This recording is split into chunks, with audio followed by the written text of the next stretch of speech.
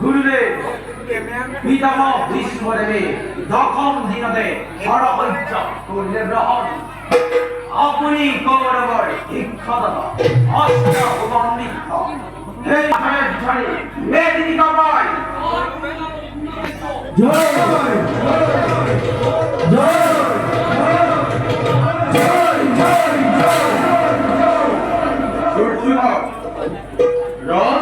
পালিতময় দুর্ন রোজার কৃতির ভাবে করিলময় বহু কাম এইবার রোজার কৃতির ভাবে কৌরবর এনেহেন মহাশক্তির প্রধান সেনাপতির পদৰ বাবে কৰিছো গ্ৰহণ নিজকে নিজে সৌভাগ্যৱান বুলি ভাবিছো কিন্তু মৃত্যুৰ প্ৰয়োজন নাই ভারতের রেনেসাঁস ছিল তাদের দৃষ্টিভাবে আমরা সেনাপতি রূপে নিজকে দায়িত্ববান বলে ভাবছি এই মহেন্দ্র কেবল পুনর্বার কর্মযোগ অর্জুনের গর্বসন্ন বিমান পতন আর যুধিষ্ঠির বিপদ বন্ধন নিশ্চিত হয়েছে নগরিকা চিন্তা করছিল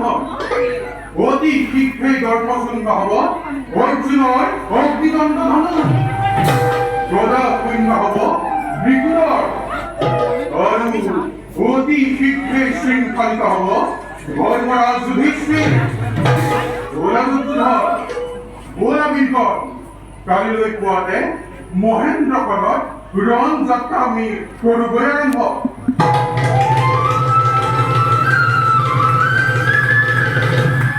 পৰ্ব সমাপ্ত হল এইবাৰ আৰম্ভ হব দৌৰ্ণ পৰ্ব যদিও মই ব্ৰাহ্মণ আজি হন্ত ব্ৰাহ্মণত্ব বিৰূপ বিসৰ্জন ক্ষত্ৰিয় সমাজৰ গৰ্বশূন্য কৰিবৰ বাবে ধনু বিদ্যময় কৰিছো গ্ৰহণ আৰু সেইবাবে কৌৰৱৰ এনে মহাশক্তিৰ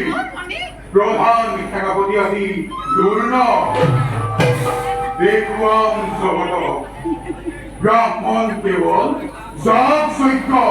পূজা পাতলতে সীমাবদ্ধ নাথাকে প্ৰয়োজন হলে ক্ষত্ৰিয়ৰ বিদ্যাটো